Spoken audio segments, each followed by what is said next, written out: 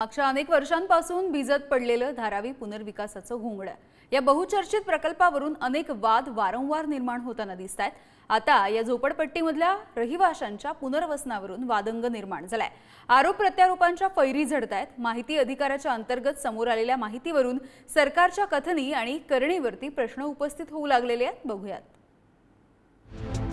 धारावी मुंबापुरीच्या सीमेवर वसलेली ही दाट वस्ती, मुंबईची जीवनरेखा असलेले तिन्ही रेल्वे मार्ग ज्या वस्तीतून जातात त्या धारावी पुनर्विकासावरून पुन्हा नवा वाद रंगू लागलाय।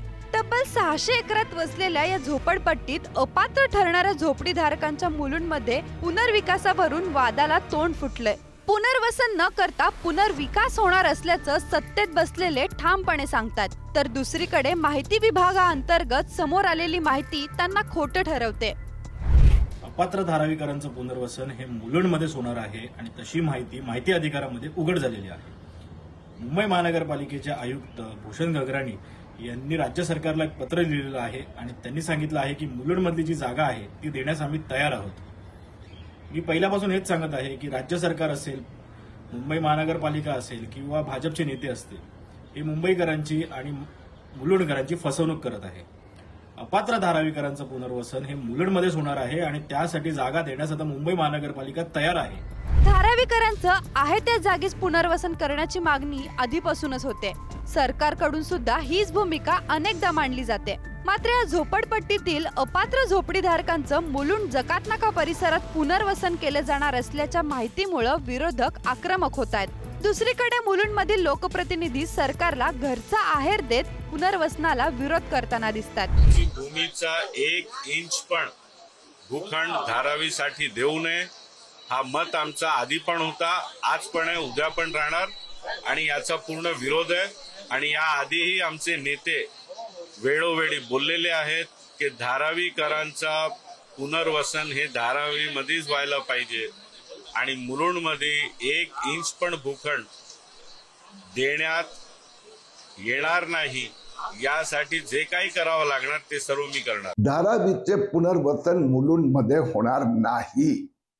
आज एका वर्तमानपत्रात बातमी आली आहे, 10 जानेवारी 2024च्या पत्रानंतर उपमुख्यमंत्री देवेंद्र फडणवीस यांनी मला आश्वासन दिले आहे की धारावीतील लोकांचं पुनर्वसन मुलुंडमध्ये होणार नाही। ती तथाकथित जागा धारावी प्राधिकरणात देण्यात आलेली नाही। मुंबईत कोणालाही टीडीआर जर विकत घ्यायचं असेल तर पहिला 40% टीडीआर हा अदानी समूहाकडूनच घ्यायला लागेल। म्हणजे मुंबईचे पैसे, मुंबईच्या महानगरपालिकेला मिळणारे पैसे किंवा हाऊसिंग डिपार्टमेंटला मिळणारे पैसे, सरकारला मिळणारे पैसे हे सगळे जाणार अदानी समूहाला।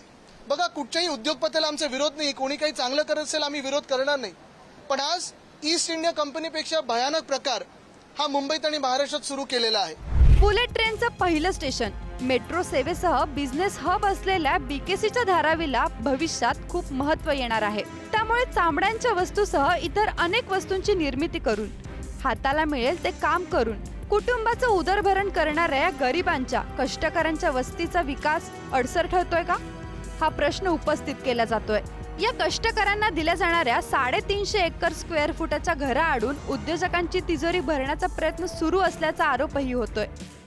हा जो घोटाळा जमिनीचा चालला आहे, जमिनी सरसकट अदानीच्या घशात घातल्या जात आहेत। सरकारचा आशीर्वाद आणि सरकारचा सहभाग या मुख्यमंत्र्यापासून सर्व लोक त्यामध्ये सहभागी आहेत आणि प्रचंड भ्रष्टाचार यामध्ये होतो आहे आणि हे सर्व महाराष्ट्रातील जनता बघत आहे। म्हणून आज आम्ही मागणी केली की या सगळ्या प्रकरणाची चौकशी झाली पाहिजे। या जमिनी परत घ्या आणि